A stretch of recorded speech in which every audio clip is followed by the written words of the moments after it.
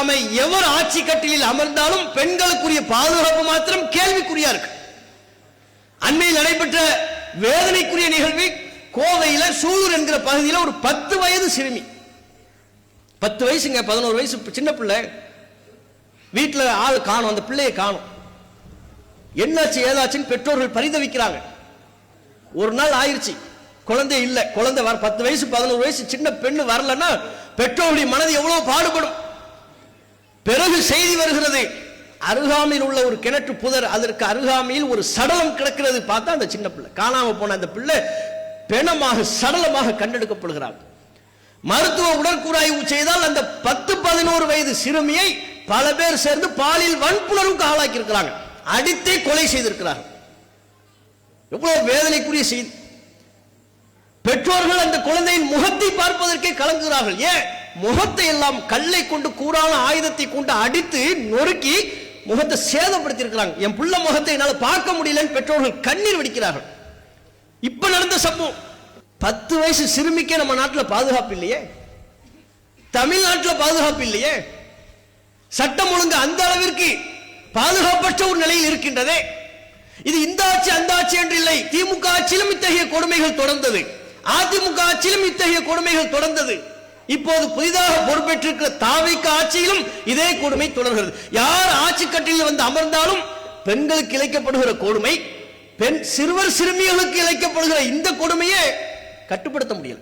கடைசியில் யாருன்னு பார்த்தா பத்திரிகையில் இப்ப செய்தி கொடுக்குறாங்க, அந்த பெண்ணினுடைய வீட்டில் வாடகைக்கு இருந்த ஒரு கேங்கு, 35 வயசு மதிக்கத்தக்க நபர்கள் வாடகைக்கு இருந்திருக்கிறாங்க முன்னால. அவங்க இப்ப இடமாற்றி போயிட்டாங்க. அந்த பழக்கத்தை வைத்துக்கொண்டு அந்த பெண்ணை வானு கூப்பிட்டு புதருக்கு கூட்டு போய் சீரழித்து விட்டு கொலையும் செய்திருக்கிறார்கள். இப்படிப்பட்ட ஒரு செயலில் ஈடுபட ஒருத்தனுக்கு மனசு வருது. ஒரு 10 வயசு சின்ன பிள்ளைய இரக்கமே இல்லாம கொல்ல ஒருவனுக்கு மனம் வருகிறது என்றால், அந்த பெண்ணை பாலியல் வன்புணர்வுக்கு ஆளாக்க ஒருவனுக்கு மனம் வருகிறது என்றால் அவன் எப்படிப்பட்ட கொடூர மனம் கொண்டவனா இருக்கணும். இது தமிழ்நாட்டில் நடைபெற்ற முதல் நிகழ்வல்ல. இது போன்ற நிகழ்வுகள் தொடர்ச்சியாக நடக்கிறது. காரணம், சட்டம் கடுமையா இல்லை. இதே மாதிரி நீங்க முன்னால பாருங்க, கடந்த கால ஆட்சியின் போது இப்படிப்பட்ட நிகழ்வு அயனாவரத்தில் ஒரு சிறுமிக்கு இதே மாதிரி ஒரு நிலைமை ஏற்பட்டது. வாய் பேச முடியாத ஒரு சிறுமி, வாய் பேச முடியாத ஒரு சிறுமியை பாழாக்கி இருக்கிறான், பெத்த தாயை கொண்டு இருக்கிறான். அவனுக்கெல்லாம் ஜாமீன் கிடைக்குது நம்ம நாட்டில். அரசாங்கத்தை எதிர்த்து கேள்வி எழுப்பக்கூடியவர்களுக்கும் அரசாங்கத்தின் கொடூரமான சட்டங்களை எதிர்த்து பேசக்கூடியவர்களுக்கு ஜாமீன் இல்லை. உச்சநீதிமன்றமே கண்டித்தது. UAPA வழக்கில் ஏராளமான இளைஞர்கள் சிறையில் இருக்கிறாங்க, அவர்கள் செய்த குற்றமே நிரூபிக்கப்படல, ஜாமீன் கூட மறுக்குது. ஜாமீன் நாங்க கொடுக்கலாம்னு அரசு நீங்க மறுப்பு தெரிவிக்கிறீங்க, ஏன் இந்த நிலை என்று உச்சநீதிமன்றம் கேட்டது. அவங்களுக்கு அரசை எதிர்த்து கேள்வி கேட்டவங்களுக்கு ஜாமீன் இல்லை, குழந்தையை சீரழிச்சவனுக்கும் தாயை கொண்டவனுக்கும் பெண்களினுடைய விஷயத்தில் விளையாடக்கூடியவனுக்கும் காட்டு மிராண்டிக்கும் ஜாமீன் கிடைக்குது. இதுதான் அவனை குற்றத்தில் தொடர்ந்து ஈடுபட வைக்கிறது.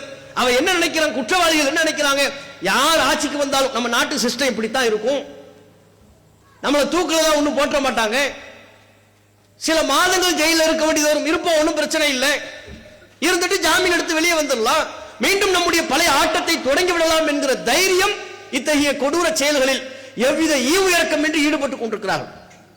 இதற்கு கடும் தண்டனை இருக்கணும். ஜாமீனை இவர்களுக்கு இருக்கக்கூடாது. சிறுவர் சிறுமி விஷயத்தில் எவெல்லாம் விளையாடுறானோ, பெண்கள் விஷயத்தில் எவெல்லாம் அத்துமீறானோ, இவர்கள் குற்றம் உறுதியானால் ஜாமீனே கிடையாது, வாழ்நாள் சிறையில் இருக்கணும். அவர்களை கொலை செய்து விட்டால், பாலியல் வன்புணர்வுக்கு ஆளாக்கி கொலை செய்து விட்டால் அவர்களுடைய உயிர் கொல்லப்பட வேண்டும். அரசாங்கமே அவர்களுக்கு மரண தண்டனை நிறைவேற்ற வேண்டும். இப்படியான கடும் சட்டம் நிறைவேற்றப்பட்டால் மட்டும்தான் நம்முடைய நாட்டில் பெண்கள் பாதுகாப்பு உறுதி செய்யப்படும். இல்லைனா இத்தகைய சம்பவங்கள், இன்றைக்கு கோவை சூலூர்ல அந்த சிறுமிக்கு ஏற்பட்ட கொடூரம் நாளைக்கு இன்னொரு மாவட்டத்தில் இன்னொரு ஊருக்கு நடக்கும், நம்ம அருகாமை பகுதிகளில் நடக்கும். ஏன் நமது ஊர்களிலே இத்தகைய கொடுமை நடைபெற்றாலும் ஆச்சரியப்படுவதற்கு இல்லை. சட்டத்தை ஸ்ட்ராங் பண்ணணும், தண்டனையை கடுமையாக்கணும். இப்போது பொறுப்பேற்றிருக்கக்கூடிய இந்த அரசாங்கம் குற்றவாளிகளுக்கு சட்டத்தை கடுமையாக்கக்கூடிய விதமாகும், தண்டனைகளை அதிகப்படுத்தக்கூடிய விதமாகும் தமிழ்நாடு தௌஹீத் ஜமாத்தின் சார்பாக எதிர்வரக்கூடிய ஜூன் மாதம் 7ஆம் தேதியிலிருந்து தமிழகம் எங்கும் எல்லா மாவட்டங்களிலும் எல்லா கிளைகளிலும் மிகப்பெரிய அளவிலான விழிப்புணர்வு பேரணிகளை பெற்றிருக்கிறோம்.